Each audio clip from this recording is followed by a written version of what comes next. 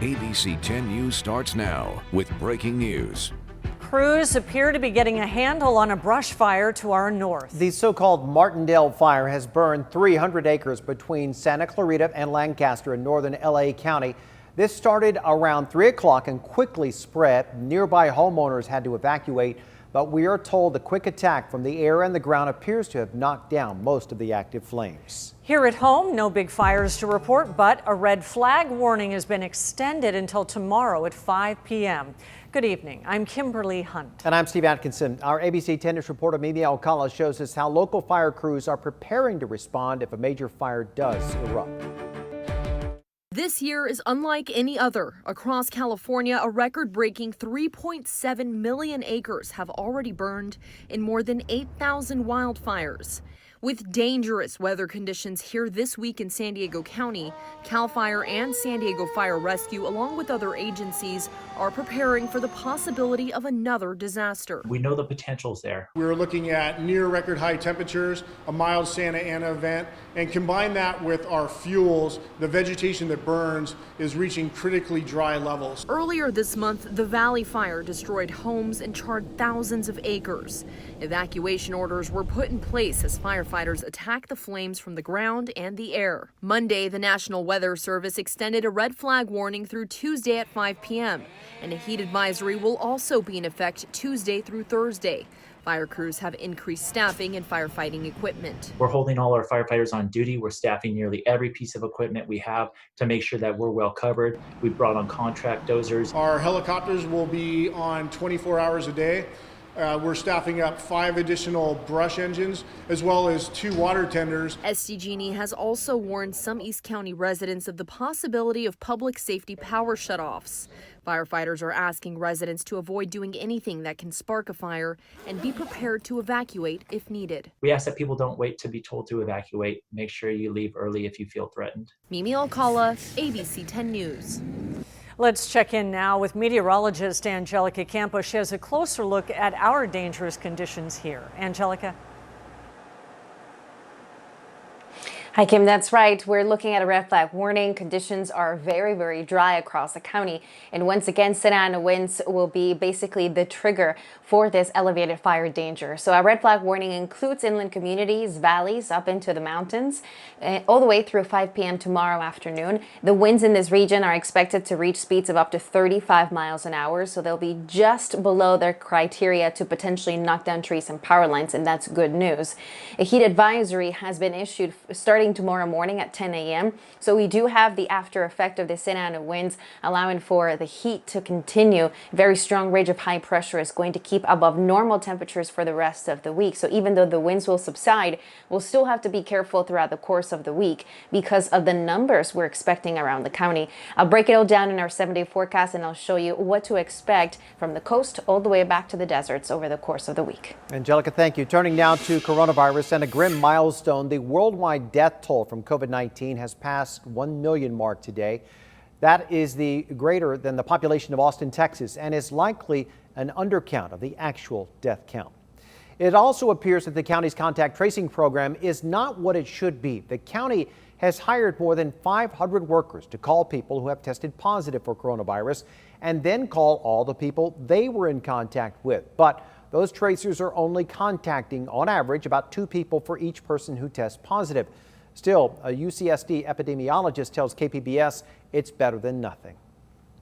When we are able to catch a potential flare-up in the community, whether it's at a restaurant or a child care setting or a gym, we can at least stop that from getting worse.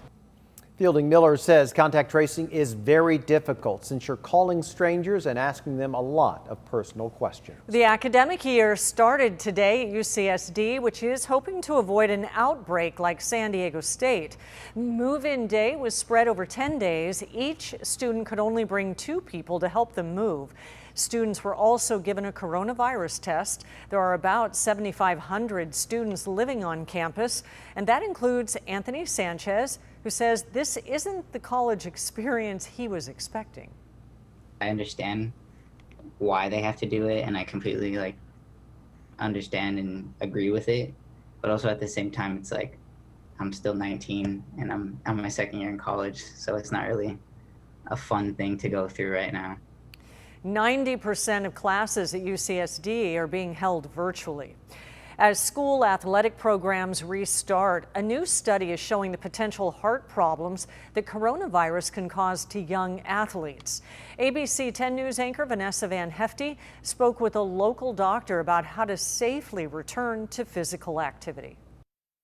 The recent death of Jermaine Stevens Jr., a college football star at the California University of Pennsylvania, has raised more concerns on student athletes during the pandemic. Our ABC sister station in Pittsburgh reporting Stevens died from complications of COVID-19. We consider ourselves a family, and he was a very, very big part of it. A new study from Ohio State now suggesting up to 15% of healthy college athletes show signs of heart inflammation as they recover from COVID-19.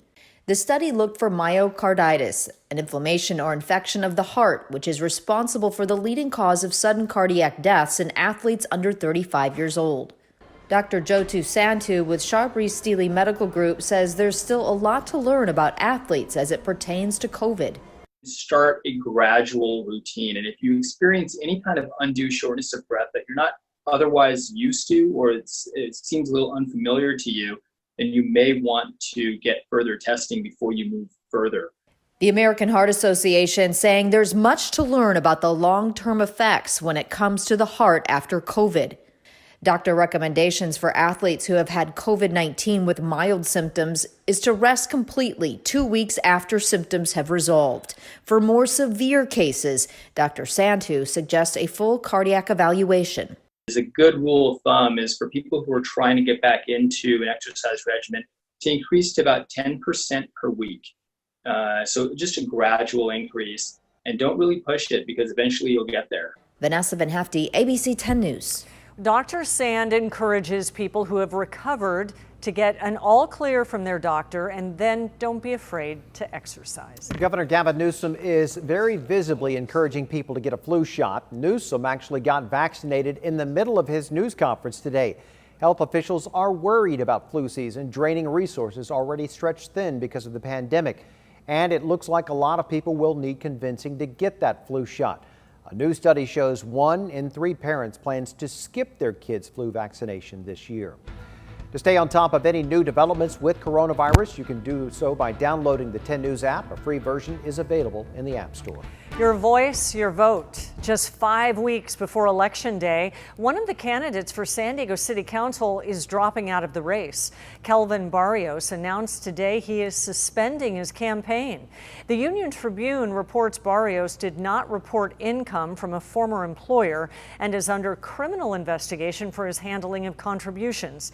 His exit from the race all but assures Sean Ello will win the District 9 seat, vacated now by Georgette Gomez. Tonight, the medical examiner is trying to identify the woman crushed to death by heavy equipment while sleeping on the beach today at Oceanside Harbor.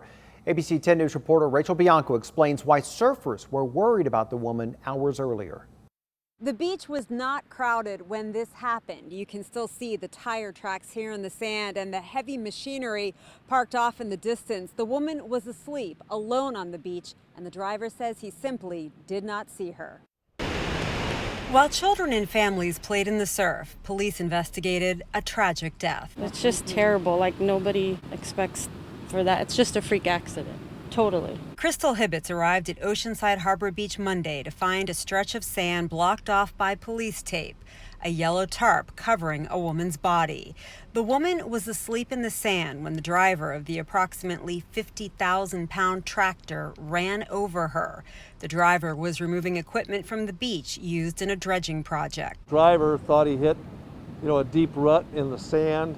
Went back to check and, of course, found the female that he had run over. The woman was crushed to death. Police say they didn't find ID on her. It's possible she was homeless. A surfer told 10 News he saw the woman hours before the accident. She was passed out right over here, curled up, and I asked one of my surfer friends, I said, could you check up on her? Jay Bernio says he came back to the beach to check the waves and heard about what happened. I feel terrible because, in some sense, I could have probably done more.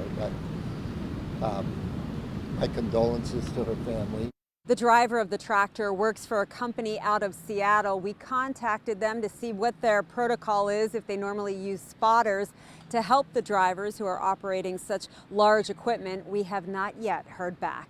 In Oceanside, Rachel Bianco, ABC 10 News.